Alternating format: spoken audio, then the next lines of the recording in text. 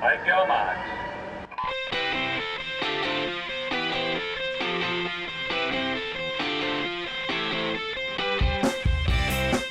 You're listening to the Pullbuoy podcast.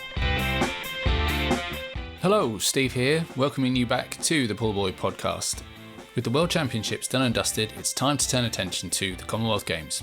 But before we consider events in Birmingham, we're taking a trip down memory lane and getting Games memories from some of those who've competed at Commonwealth Games past. Kicking off, we've got someone that swimming viewers in the UK will recognise instantly. It's the voice of swimming himself, Andy Jameson. So let's have a listen to what he recalls from his 2 Commonwealth Games. So we're back talking Commonwealth Games and looking back at some games of the past, getting people's memories, and I'm delighted to say, joining me today, Andy Jameson. Welcome, Andy. Thanks for joining.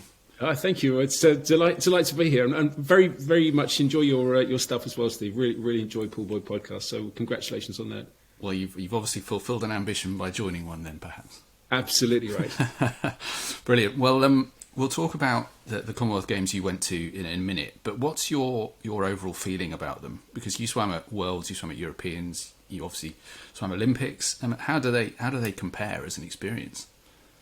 I think Commonwealth Games are a very, very useful one, purely from a swimming point of view. Very, very useful for athletes because Europeans is probably the first of the ones where the British nations come together, but it's probably the least high stress one. And then you go to the World Championships, and that's a pretty big one, and that's pretty full on. And then the Olympics is just on another level. But the Commonwealth Games, because we're all split into our different nations, it's a lot more friendly. And they do call it the friendly games, and it's actually true. It is a friendly games. So it's a really good way of introducing international swimmers to the international stage. And I think an awful lot of swimmers go through Commonwealth Games, learn the trade a little bit there if they're lucky to have peaked at the time that a Commonwealth is coming on, and then they can go on to onto bigger and better things in the other bigger meets. And I was lucky enough that that's my first big win was Commonwealth Games, so it was very, very helpful for me. It's a really fun event, I have to say. It's a really fun event. I hope it keeps going for a long time because it's great fun. Well, you swam at 2 Commonwealth Games, so let's go back to the first one of those in 1982 in Brisbane. Now, am I right in thinking that was your first senior international as a 17-year-old up-and-comer? Yes, it was, and I was very grateful to be selected. You're never quite sure whether the selectors are going to add you as the last person on the team or whether they're going to leave you out because you're still a bit young and maybe there's plenty of scope for you in the future. But no, I did go to 82. Go to Australia. It was in Brisbane, and as a 17-year-old kid from Liverpool, it was fairly humble background to be able to travel to Brisbane, Australia was just unbelievable. And then to swim with the people that I was swimming on the team with at the time, I was really great. I mean, from the women's side, people like June Croft, who still, their time still would rank at the top of British swimming. And then on the men's side, Phil Hubble, Andy Asprey was a real sort of superstar in my eyes at the time, and he ended up recruiting me to go to Arizona State University. So to be on the same team as people like that was just really, really great fun. And people will think of you probably, on the back of your later career as a fly swimmer and a freestyle swimmer, but you went to that meet for the 100 and 200 backstroke. Is that right? Yes, I did. I was actually a backstroker before I went to America, and there's a bit of a story about that which I can go into in a second. But I was a backstroker, and I love backstroke. It was fine. It was in the old days where you had to touch the wall with your hands on the turns before you could turn around. But no, I swam the 100 and 200, and my best time was 2:09 for 200 back at the time. So which now the women are beating that quite comfortably. But 2:09, and I ended up going 2:05 there. So I had a really good meet on the 200, and then the 100. Again, I swam a lifetime best. I was really pleased with it. But the first British guy, Steve Harrison, went slightly faster, so he got the relay spot, which I still think about. If I'd just gone that little bit faster, I could have got a medal at 2 Commonwealth Games, but I didn't. So it was fair enough. I was not as quick as I needed to be. I mean, were you going with any expectations at all? I mean, I think you were 4th in the 200 back with that best time. Had you gone thinking, well, I might have a chance getting on a podium or making a final, or no, what were your expectations? To be honest, no. But expectations No, I clearly hoped that I was going to be able to make a final. And my coach at the time was the coach at Hatfield, called Pete Presbury. And Pete was a lovely guy. And so I sat down with him and we sort of worked out what we thought would need to be swum time-wise to make the final. And we kind of thought that maybe a 2:08, maybe a 2:07 high would make the final. And my best time was 2:09. So then we did all the training camp associated with pacing, splits, etc., race methodology to try and go 2:07 if we could. And really bizarrely, and one of the stories I tell quite a lot when I go and see kids is that we had to write down our goal times, and then we had dream time as well. So write down my lifetime best was 2:09.1, and then I wanted to try and go 2:07 because I thought maybe 2:08 would make the final. So I put 2:07.8 as my target time. And then Pete said, if everything goes perfectly on the dream time, if everything goes perfectly, the water's flowing this way when you're flowing that way down the pool, and then it miraculously turns round and it's flowing that way when you're coming back. What do you think in your wildest dreams you could do? So I said 2:06 maybe, and he goes, why don't we skip the 2:06s? Why don't we go 2:05? So I said, all right then. So we wrote down 2:05.95 as my target time, and he said, you've got to believe this, otherwise there's no point in doing it. Yeah, no, okay, if that's the dream, that's the dream. Anyway, very long story short, I went 2:07 in the heats, qualified for the finals, which was just the greatest thing I could have possibly done. I was super excited about it. And then in the final, I actually went 2:05.95, the very time that I'd written down on my piece of paper that I had next to my bed, that Pete Presbury and I wrote down. And from that day on, I've been a total convert to goal setting, writing down your times, writing down what you're trying to do, not only in swimming but in life as well, because to hit it to 1/100th of a second just blew my mind, and it still does today. It still blows my mind today. I guess you would have gone straight out and bought a lottery ticket, straight after that. Be able to predict that. That's very impressive. If it wasn't still 25 years before lottery existed, I probably would have done that. What do you remember about that final? I mean, Australia, big swimming nation, probably lots of home support, Chandler Aquatic Centre, which I think probably quite new at the time. So, what do you remember about coming out for that final, if anything? I don't remember an awful lot, to be honest. I mean, it was 40 years ago, so it was quite a while ago. But I do remember it was the first pool I'd been to where the actual stadium itself of the pool, the arena, was vast. It was really big. And so walking out into it, and then, you get into it and you listen to all the good guys. You listen to Phil Hubble, you listen to Andy Asprey, you listen to Dougie Campbell, was one of the big guys for Scotland at the time. And he actually, I swam against him in both finals. And you just listen to them talking about fast water and how great it feels and all that kind of thing. And I just listen. You just listen and sort of suck it all up and take as much as you can from the good guys. And so just to experience that kind of thing was really a great experience.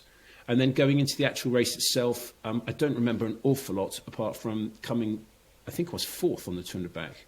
Yeah. Which again, not expecting to make the final. So to come fourth was utterly brilliant. And then of course you start thinking, it's one place off third. And wouldn't that be great? But no, I was utterly delighted with how it went. And to go a 4-second lifetime best on the day was quite incredible. So it was a great experience all around, and learnt so much in how race preparation, race process, race practice, and then mental attitude to going into these things. Anything can happen, so have a crack and see what you can do. Goal setting was so important, which I used forever and still do. I think it's still a wonderful tool. Writing down your goals is a super idea. So I learned a lot, but it was a really fun experience. Australia was wonderful. The Australians love swimming, so it was all around. It was just a great, me holding a kangaroo. I've still got a photograph of me holding a koala bear. It's a good job it's not scratch and sniff, because they really stank. But it was an exciting thing to have gone and done when I was 17 years old. It does sound amazing. I mean, you were on that team with your sister Helen, I think. Who'd obviously been to the Olympics in 1980, won a medal there. Did that make the experience better? Having her there with you with your first international. It was fantastic, really fantastic. I don't know how many brother and sister combos still for the British swimming team there've been. I think there's been a couple on the guys' side, but not too many on the a man and a woman. But just to have her there, and when you're 17, you're still pretty young, so you can go and ask her questions. She's been there before. She got a silver medal in Moscow on the relay, and in actual fact, one of the things in my life I still hope will happen is that silver medalist team will get promoted to gold because the East Germans beat them, and I think it's pretty well documented as to how they were prepared from a nutrition perspective, and so I really hope that justice is done and they get their gold medal. So then have a sister with a gold medal would be really special. But no, having her on the team was great. She knew all the people, of course, and so I was looked after maybe a little bit better by a lot of the people because, they respected my sister for what she did, and I was this young kid as well. So it was great to have her there. And I think your results were slightly better than hers for that meet. So did you get the family bragging rights? She had an Olympic silver medal. And she still does, and it could well be gold. So no, to be honest, we never really thought about it like that at all. We just supported each other in what we did. But she won an Olympic silver when she was 17, I think, 16 maybe. And she'll always have that. So, and it was better than my Olympic medal as well. So I'm the second best Olympic medalist in the family, which is a bit disappointing. But no, we never had that relationship. The relationship was always, just do as well as you can and see how you go. Yeah. Someone else who made their international debut on that team was your commentary sidekick, if you like, Adrian Morehouse. Did you know him at all before you went to Australia? Was that the first time you'd swum with him? I'd swum with him a little bit before on national youth teams and things, but he's slightly older. I think he was an age group above me in age groups. His birthday was one of those funny ones in the school age. I think he was about the same year, or maybe he was up a year. Can't remember. Anyway, he was slightly older, much faster.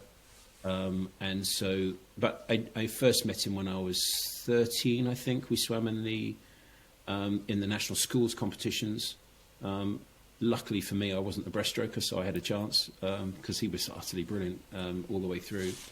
And still fantastic friends with Aidan, his family, and we still see each other a lot as well as do the commentating together. But no, I knew him when I was 13, but I think probably the first senior team I made was that, and that was the first trip that I went on with him. And he was fantastic, obviously. Well, he had that rivalry with Victor Davis that probably started in 1982. Do you remember anything about his swims? Because he won a gold medal. I'm going to get this wrong, but I think the 100, when he thought he might win the 200. So, do you remember anything about that?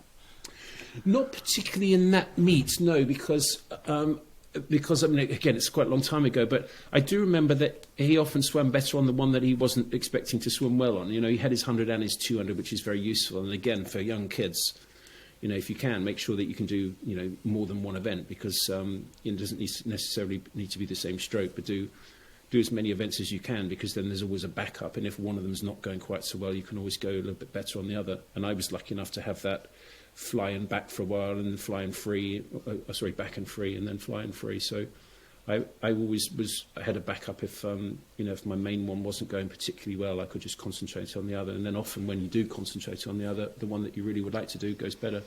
But no, I do remember he had a really good, healthy rivalry with the Canadians. And Victor Davis was, in the nicest possible way, he was an absolute nutcase. He was a crazy guy, really fun, but they had a really respectful relationship in terms of racing.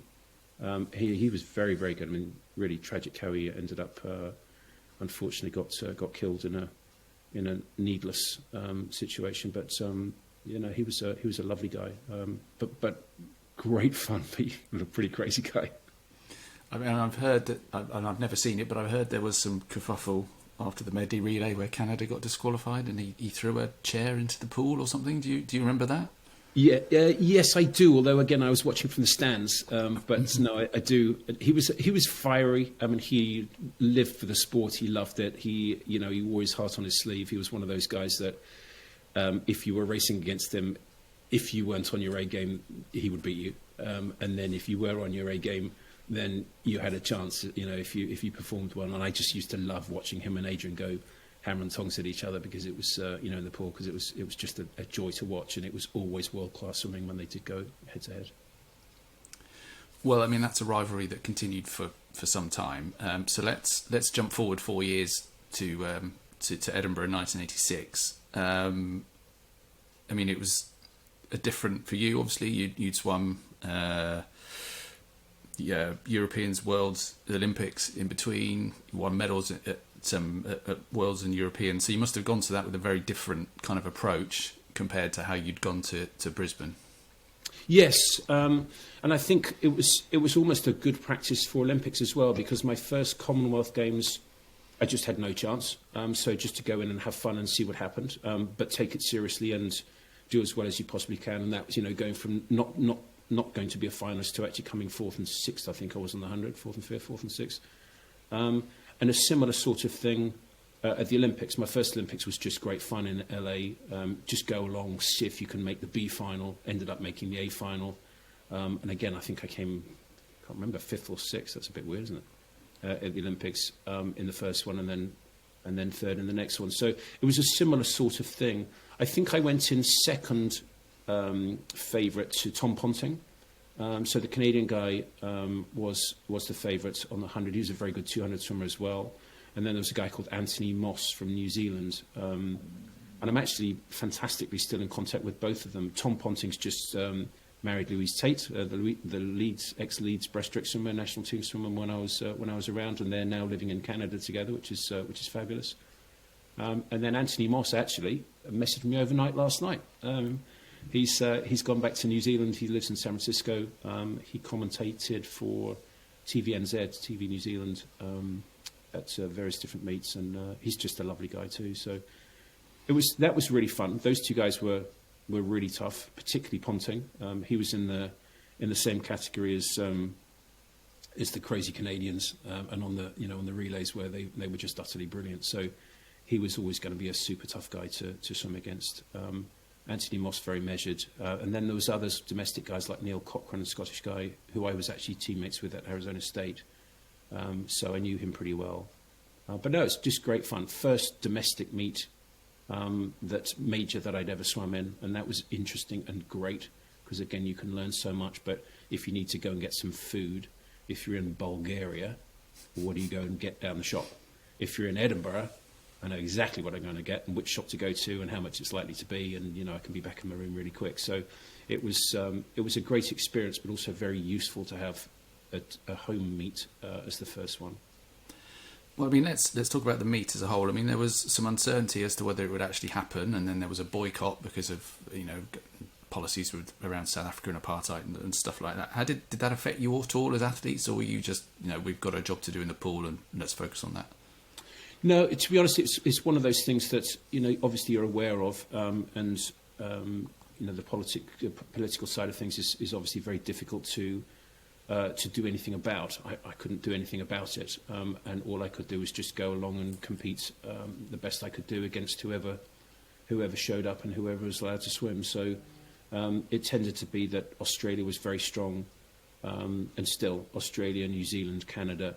And the home nations, and then after that there was the odd one here and there from other countries as well. But at the time I don't think there were any South Africans. The fastest one actually was a teammate of mine at Arizona State, so I knew him quite well. But no, it was one of those things where you just go in and swim against whoever you can and compete at the best, give your best in the pool, deliver your best self in the pool and see what happens.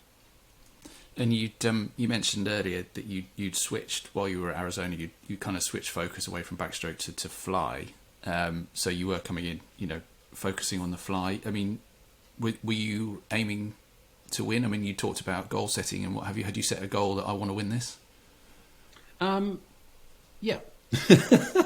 In a word, yes. I mean, obviously, I think Tom Ponting was the favourite. He was the Commonwealth record holder at the time, I think, going into the meet. But I was obviously pretty close to Anthony Moss. He was very good as the second guy. He was a better 200 swimmer, as was Tom. But going into the meet, I clearly had a chance of a medal, and I'd be very disappointed if I didn't. But to win in front of the first time my family went to a major international and watched, and so to be at home with the crowd supporting, and they were a great crowd. The swimming crowd in Edinburgh was fantastic. So it was a great privilege to be there. But everything was in alignment for me to do as well as I possibly could do. So there were very few excuses outside of the pool. It was just get in and do the job, and if you win, you win, and if you don't, well, as long as you've delivered your best, then that's fine. But no, it went very well. I was very lucky. Well, it went well. I mean, the actual race itself was interesting. I actually swallowed water going into the turn, which was not ideal. One of those ones where your eyes start popping out, and you're just like, oh my god. But no, it was fine. And you mentioned the atmosphere. I managed to find a few snippets on YouTube of the racing from 1986, and that's one thing that really comes across is the volume of the cheering. I mean, your 100 fly was very close between yourself and the two guys you've mentioned, but it came through from YouTube how loud it must have been. I mean, was that like, how did that atmosphere compare with what you'd experienced before, I suppose? Well, to be honest, I'd not really been to too much before of that nature. I mean, Commonwealth Games in Australia was what it was, and I was just like a kid in a sweet shop. I just had no idea what to expect, so that was fine. That was 82. Didn't do 83. Did my A-levels, didn't swim particularly well, and so didn't make the team that year.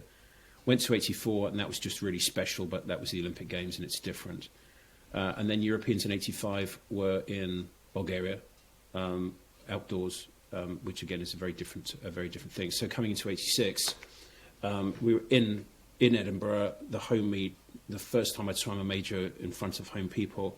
The teams were right on the poolside, like right smack on the poolside. So the English team, I remember, was sort of about the 30-metre mark, 25-metre mark on the left-hand side as you start. The Scottish team were right behind the blocks, like 2 feet. Well, not 2 feet behind, but 2 feet behind where the starting judges, where the starting officials were. They were right there, so everyone was right in your face, and it was a totally new experience. In fact, usefully, because I went up to the blocks on the medley relay, and again, a great lesson.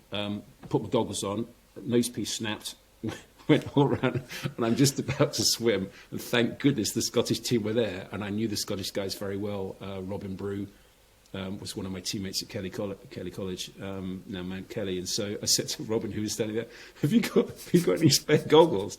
And everyone luckily scrabbled in the bag. A lady gave me, one of the girls on the team gave me a pair of goggles, tried them on, they fitted fine, swam, did the thing, gave a bag of goggles, and that was that. So I was very lucky, but it was a very different experience, because it was right in your face. The other thing that struck me from the footage, and that people who swim now will probably find, who watch, sort of international swimming will find particularly odd, is how shallow the pool is. And you all finish and stand up, and the water's barely up to your waist. Yes. And that's the start end. Yes. Well, yes, it was shallow at both ends. So the old Edinburgh International Pool was shallow at the start. It went to deep in the middle, and then it went shallow at the turn end as well. And you had to be very careful because, particularly diving in, if you dived in too deep, you obviously ended up pretty, flat. And if you can't do butterfly kicks down, because there's the bottom of the pool there. So you had to be very careful. You had to purposefully do relatively flat dives. And backstroke was also very interesting because on that, you really were in trouble, because if you went on your back and you went down and you got stuck on the bottom, you sort of get, I don't know, it's like a suction-y sort of feeling. And all you can do is up periscope with your hands and just wait till you drift up. And a couple of people got stuck on that as well. So it was bizarre. And winning, I've still got a great photograph of somebody too, I don't know, but of me standing up with my hands in the air, standing up literally with the water at my swimsuit level. And nowadays you just look at it and go, what on earth is that? It's just really weird. But hey, it was what it was, and I didn't complain because they were shallow ends and deep ends in a lot of pools, so it was fairly normal, and I won, so didn't care. I mean, that 100 fly was very close. You say you swallowed water at the turn, and so it wasn't the perfect race from you. But do you remember the finish? Knowing the three of you in a line, pretty much coming into the wall. Were you conscious of that, or were you focused in your own lane? Well, yeah, I'd learned that you don't look around on fly, because that's clearly not a good idea. The urge to know where the other people are as a natural human being is always there. And what I learned from that race, and I still remember it, when you're doing fly, you push forward and try and stay as fast as you can with your chin as close to the water, so all your movement is going forward. And I was doing that, and there's pure clean water right in front of your nose. For the next 3 or 4 feet, you can see very clearly it's just beautifully flat and still. And then there were these little droplets of water just landing about 2 feet and 3 feet in front of me. And I was going, someone's ahead of me. And what I hadn't quite worked out at the time is when your arms go, flying around on fly, at the end of your fingertips, water does fly off and it does go forward. And I hadn't ever really sort of realised that or worked that out in a race conditions. And so both guys next to me, their hands were going round, and as they went round and entered, the water was flying off and was just landing right in front of my lane. I thought they were ahead of me because it was landing in front. In actual fact, they were just behind me, but I didn't know that. And I think I remember rightly, Tom Ponting came back very, very quickly on the second 50 and very nearly caught me up. So it was, I suppose, in a sense, it was well judged, but I just swam as fast as I could and touched the wall, and whoever won. So that was it. But one of the things I do remember and learnt from that in the future, if you do have water landing just ahead of your nose or even further forward from that, it doesn't mean to say the guys are ahead of you. So don't worry about it. Well, you had a pretty successful meet. I mean, obviously you won the gold in the 100 fly, picked up bronze in the 100 free, and then a couple of relay medals as well. So I mean, was that beyond what you'd expected, 4 medals, or having won your individual, was everything else a bonus? Well, certainly going into the meet, 4 medals would have been fantastic. And then winning the fly was the goal and the dream. But winning a individual gold medal anywhere is great. But to win it at your home games, first time in front of your family. My mum and dad love a poster, so they'd made these posters saying "Go Andy" and all this kind of stuff. So doing it in front of them, that was really emotional. So that was obviously a great thing to have happen. So that's a great start. 100 freestyle, I swam out of my skin, and the 2 Australian guys who ended up beating me didn't know I existed beforehand, and they were asking me after the heats. They were going, "Were you full out? How fast can you go? Was that your best time?" All that kind of stuff, because they never even heard of me. So that was quite fun, and I don't think I swam that much faster in the final, but still did the best time. So, it was a very good swim, and to get a medal when I didn't expect to get a medal on the freestyle, that was great fun. Then the relays, depth in the Commonwealth isn't always that great, and with Adrian Morehouse on your team, it's a little bit like having an Adam Peaty on your team. I mean, it helps a lot. He was world record holder, and so life was always going to be pretty good when you've got a world record holder breaststroke on your team. So our middle bit was always very strong, and then relatively the front end and the back end were relatively a little bit weaker. But we had a really fun team, a really, really fun team, and it went well. In fact, I think Mark Foster, it was his first meet. He was on the freestyle relay as a young, I don't know what he was, he's probably 13 or something, and the guy was phenomenally good. Still a lovely guy, still a great friend of mine. But he was on the freestyle relay. So medley relay, we had a chance of a medal, but which one would it be, I didn't know. But Canadians were very good. And then the freestyle relay, it was just a fight. Australia, Canada, us, and then whoever else could put together a 4. So they weren't that much of a surprise, but great to have. Mm-hmm. Now, there was one person on that team who I want to ask you about is Sarah Hardcastle, and this is kind of selfish because her races in Edinburgh are pretty much the first swimming I can ever remember watching. But you look at her results there. I mean, she won the 400 and 800 free, and then picked up a medal in the 400 IM. But her times, in 1986, 4:07 on the 400 free and 8:24 on the 800, which was nearly a world record, I think, at the time. Are just incredible. They'd still be competitive today. I mean, do you remember much about her? I do. I mean, she came from that Southend stable where there was Jackie Wilmot, there was Sarah Hardcastle, Mark Foster came out of there as well. Mike Higgs was the coach. He worked them very hard, and he had some great success with with those two ladies. They were both similar in the way that they went about life. I mean, took no prisoners, as you'd expect. Distance freestylers, we joke about the fancy down sprint guys and all that kind of stuff, and everyone wants to be a sprinter. Everybody has total respect for the distance guys, for how much work they do, how hard they they have to go in training day in, day out. They just have to keep on going and going and going. And then the races that they do, utterly phenomenal. And you just can't have anything but massive respect for people like that. And Sarah's actually a lovely, lovely lady too. In 84, she swam very well at the Olympics. I think was it her in 84 or was it Jackie? I can't remember. One of the two anyway. But that race, I seem to remember, bizarrely, the Australian coach, Laurie Lawrence, got the crowd to actually, stand up and wave her on because she was so close to the world record, which, total respect to him for doing so. And he actually ended up coaching a guy who I swam against in 88, John Seaven, who was a very, very good swimmer. Any swimmer of Laurie Lawrence's, you were worried about swimming against them because you knew they would be absolutely ready. But no, she was an amazing woman. What she achieved was phenomenal. And still back then, June Croft's times are still very competitive. Her times, the Oscobys were amazing. Maggie Homan, and the breaststroker, just what they achieved and how they did it was just really, really pretty special. There were quite a few very good swimmers at the time, but Sarah was incredible. I think her daughter is on the New Zealand team or the Australian team? New Zealand. I think, is it Eve Thomas? Yeah. I'll have that wrong probably. But it is. Yeah. She's almost the fastest 800 freestyler in her family. I think she just got to about 8:25, something like that, in their trials recently. So she's almost caught up with her mum. But yeah, I think she's qualified for Worlds, I think. So that is amazing. I have to say, I lost that crown a long time ago. But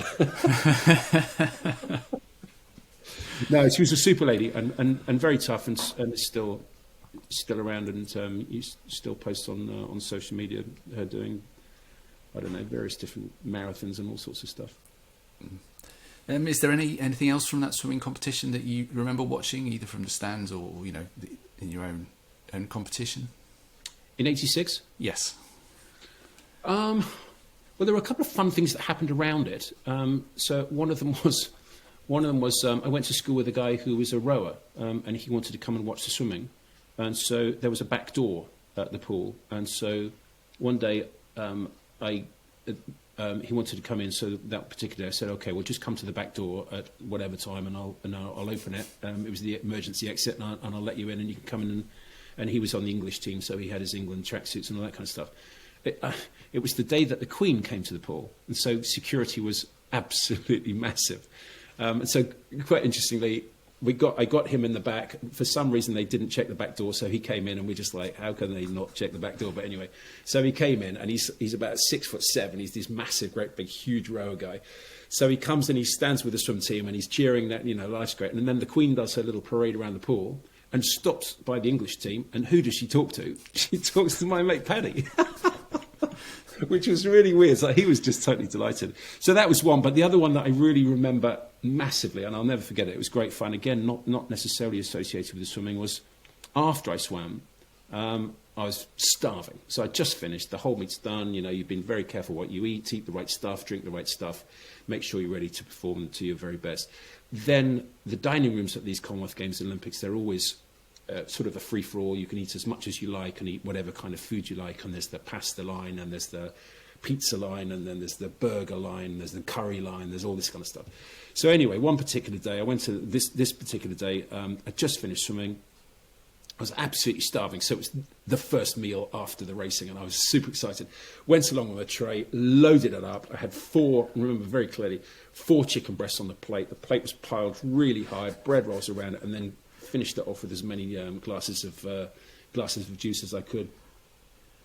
And then I went into the actual place to sit down, and they had long benches, about 20 people either side, long bench tables, and you sort of shuffled along and, you sat down.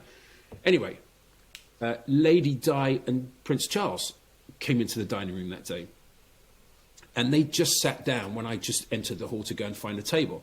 And it was pretty busy because it was lunchtime. And I was absolutely starving. I had this massive tray, and I was just like, I don't care where I sit, I just want to eat. And they kept the table, one side of them, they were here, and then the other side, they kept both tables either side free. And there weren't too many places to sit. So I went to the security guard at the end of the table, and I said, can I sit on this table? He said, yeah, you can, but you can't sit back to back with Lady Di. You've got to sit this side. So, fine. So I shuffled all the way down. I thought I'll sit right behind her just because I can. Started chowing in, and I'm sitting there. So there's pretty much me on my own on this table, and I'm back to back. So Lady Di's facing this way, and Prince Charles is facing, facing her on the other side of their table. Anyway, I just thought this is going to be so good. Got my knife and fork out, basically cut this chicken breast in half, shoved it in, did a couple of chews, and I'm just going, this is great. And then Lady Di turns around and she looks at me and she said, my goodness me, you must be starving. Look at all that food. And I just had this massive mouthful of chicken. It was like huge. And I'm sitting there going, oh. So I swallowed it without chewing it. I just swallowed it. And then what, you see a python on the telly and it's eaten a deer or something and it's got this massive, great big thing. And I could feel this thing going down and my eyes were popping out. I was just going, oh my God. I said, yeah, I just finished swimming. And she said, oh, you've got an awful lot of food there. I was like, yeah, I'm really hungry. I haven't really eaten too much. And she said, oh, how did you do? So I said, oh, I did quite well, actually. I was quite pleased. And she said, so go on then. What did you do? So I said, well, I won a gold medal and a 100 butterfly. I won a gold medal. And she said, oh, that's fantastic. Well done. What stroke did you do? So I said, well, I was butterfly swimmer. And to this day, to my dying day, I was so excited. So she goes, oh, I can tell because you have such big shoulders. And at the time, I just worshipped this lady. I just thought she was beautiful and great. And so there's me having a chat with Lady Di with this massive, great big piece of chicken just going down with it. And so anyway, that was one of the really fun things that happened at the Commonwealth Games. And it was, again, one of the great things that every now and again you get to meet people like that. And she was absolutely charming. Well, that feels like a good place to draw a line under things for this chat. Andy, really, really enjoyed hearing your recollections. So thank you ever so much for sharing. Thank you. Thanks very much indeed. And keep up the great work, Steve. I really enjoy your podcast. I think they're fantastic. Huge thanks to Andy for his recollections. There's plenty more to come, so keep your eyes posted on your podcast feed. Find me on Twitter at Pullbuoy or Instagram at Pullbuoy UK to find out when a new episode lands. And if you're listening on Spotify or Apple, please do leave a review. I'd really appreciate it. But we're back soon with more memories. Thanks for listening.